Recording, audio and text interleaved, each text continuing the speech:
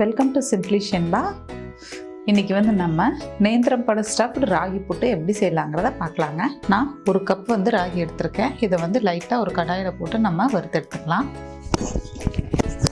இப்போ ராகி மாவு நம்ம வறுக்கிறோங்க. லைட்டாக அந்த மணம் வர அளவுக்கு வறுத்தோம்னா போதும். மணம் வந்துருச்சு, நம்ம வறுத்தாச்சு. இனி அடுப்பை ஆஃப் பண்ணிவிட்டு இது கொஞ்சம் சூடு ஆறட்டும். அதுக்கப்புறம் நம்ம லைட்டாக தண்ணி தெளித்து பிணைஞ்சு எடுத்துக்கலாம். மாவை வேறு பாத்திரத்துக்கு நான் மாற்றிருக்கேங்க. இப்போ கொஞ்சமாக நம்ம உப்பு சேர்த்துக்கலாம். அதில் லைட்டாக சேர்த்துக்கிட்டா போதும். ஏன்னா இது இனிப்பு புட்டு தான். இது பார்த்தீங்கன்னா லைட்டாக சூடு இருக்குது. அதனால நான் பச்சை தண்ணி தான் எடுத்திருக்கேன். இதுவே ஆல்ரெடி வறுத்து வச்சுருந்தீங்கன்னா அப்போ நம்ம கொஞ்சம் வார்மான வாட்டர் எடுக்கணும். இது ஆல்ரெடி நான் கோதுமை புட்டில், இதுவே ராகி புட்டு, கார புட்டில் எல்லாமே சொல்லியிருக்கேன். இப்போ இது கொஞ்சம் சூடு இருக்குது. நான் பச்சை தண்ணி எடுத்திருக்கேன். தண்ணி நம்ம தெளித்து தான் பிணையணும், அப்படியே ஊற்றக்கூடாது.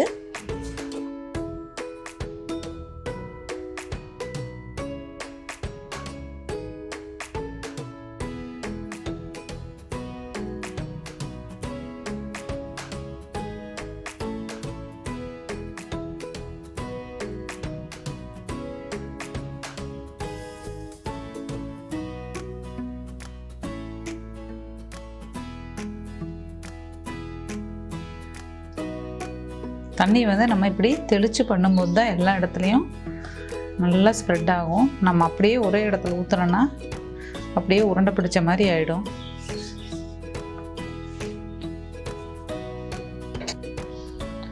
இப்போ பாருங்கள், நம்ம நல்லா மிக்ஸ் பண்ணியாச்சு. மாவு ஃபுல்லாக ஈரப்பதத்தோடு இருக்குது.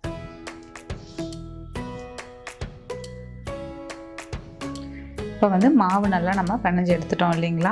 இப்போ உள்ளே ஸ்டஃப் பண்ணுறதுக்கு பார்த்திங்கன்னா நான் பழம் எடுத்திருக்கேன். நேந்திரம் பழம் புட்டுக்கு பார்த்திங்கன்னா நேந்திரம் பழம் காம்பினேஷன் தான் பெஸ்ட்டு. அதுக்கப்புறம் பார்த்திங்கன்னா தேங்காய் எடுத்திருக்கேன். அப்புறம் வெல்லம், கரும்பு சர்க்கரையோ வெல்லமோ எடுத்துக்கோங்க. நான் வெல்லத்தை சும்மா 1-2 தட்டி ஜாரில் போட்டு ஒரு சுற்றுனீங்கன்னா இந்த மாதிரி ஆகிடும் நமக்கு. இப்போ நம்ம ஸ்டஃப் பண்ணிக்கலாம்.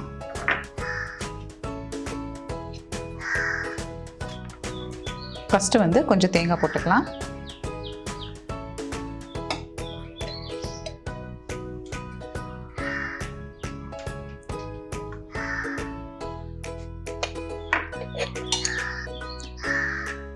தேங்காய் போட்டிருக்கோம். இப்போ நம்ம கொஞ்சம் வெல்லத்தை ஆட் பண்ணிக்கலாம் அது கூடவே. இப்போ மாவு சேர்த்துக்கலாம்.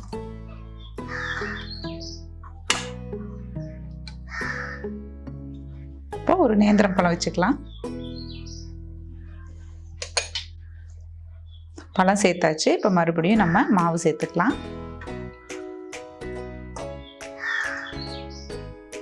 கொஞ்சம் வெல்லம்,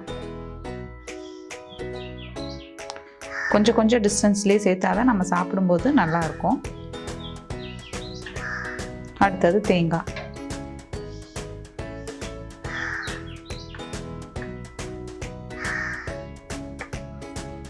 கொஞ்சம் மாவு ஆட் பண்ணிக்கலாம். பழம், கொஞ்சம் மாவு,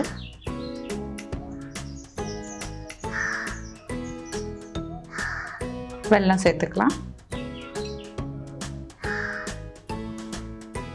தேங்காய் பூ,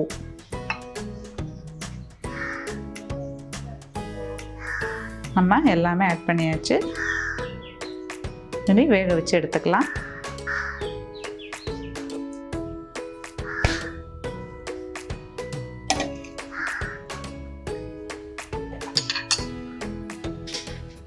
க்ளோஸ் பண்ணிடலாம்.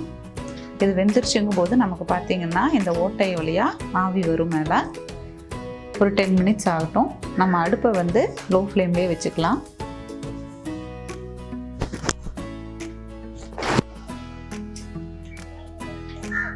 இப்போ நம்ம வச்சு 10 நிமிஷம் ஆயிடுச்சுங்க. வெந்துருச்சுன்னா இப்படி மேலே நமக்கு ஆவி வரும் பாருங்கள், இந்த மாதிரி. இனி நம்ம இதை எடுத்துடலாம். வெந்திருக்கும்.